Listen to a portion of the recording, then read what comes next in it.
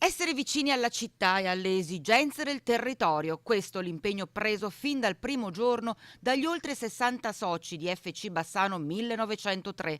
Impossibile dunque non pensare di dare un sostegno a quanti in queste ore si trovano a fare i conti con i tanti danni provocati dall'ondata di maltempo che ha colpito anche il bassanese negli ultimi giorni. Per questo i vertici della società giallorossa hanno deciso di devolvere tutto l'incasso del big match casalingo di domani contro la capolista Badoere ai titolari dei locali pubblici del massiccio del Grappa, che nonostante i danni provocati alle loro strutture dalla bufera dello scorso lunedì, hanno scelto di rimanere in montagna e continuare a garantire il loro servizio per dare un supporto a tutti quelli impegnati nelle operazioni di ripristino del Monte Sacro alla Patria.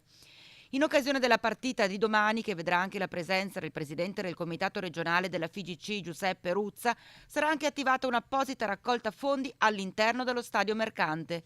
Pertanto l'invito della società è quello di arrivare numerosi domani in via Piave per dare una mano alla solidarietà e come sempre per tifare Forza Bassano. Intanto, pensando al calcio giocato, Mister Maino dopo l'ultima rifinitura ha diramato l'elenco dei convocati per la sfida contro il Badoere. Tra i giallorossi rientra Ceccato, ma i bassanesi dovranno fare a meno del loro capitano, Marco Frachesen, già da qualche tempo alle prese con una fastidiosa pubalgia.